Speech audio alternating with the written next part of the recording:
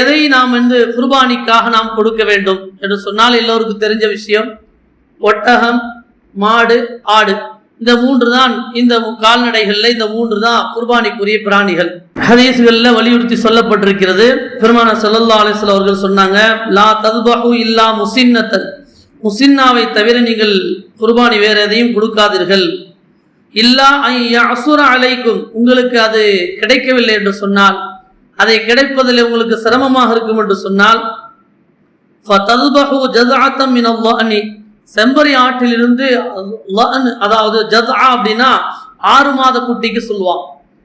செம்பரி ஆட்டுல 6 மாத குட்டி என்ன செய்யலாம், நீங்கள் அறுத்துக் கொள்ளலாம் என்பதாக பெருமானார் ஸல்லல்லாஹு அலைஹி வஸல்லம் அவர்கள் சொல்றாங்க.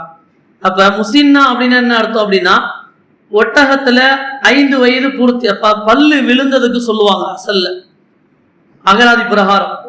இப்ப மார்க்க அடிப்படையில என்ன சொல்லப்படுது அப்படின்னா, முஸின்னா அப்படின்னா ஒட்டகத்துல 5 வயது பூர்த்தியானதாக இருக்க வேண்டும், மாட்டிலும் ஆட்டிலும் 2 வயது பூர்த்தியானதாக இருக்க வேண்டும் என்பதாக இந்த ஹதீஸிற்கு விளக்கம் தரப்படுகிறது.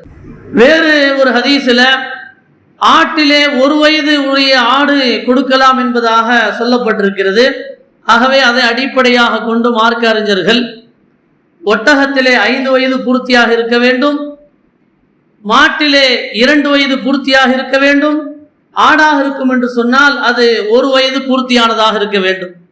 அது செம்மறி ஆடாக இருந்தால் அது 6 மாத குட்டி, வெள்ளாட்டினுடைய 1 வயதுக்கு நிகராக அது நல்ல கொழுத்ததாக இருக்கும் என்று சொன்னால் தாராளமாக அதை என்ன செய்யலாம், இந்த ஹதீஸுடைய அடிப்படையில் தாராளமாக கொடுக்கலாம் என்பதாக சொல்லப்படுகிறது.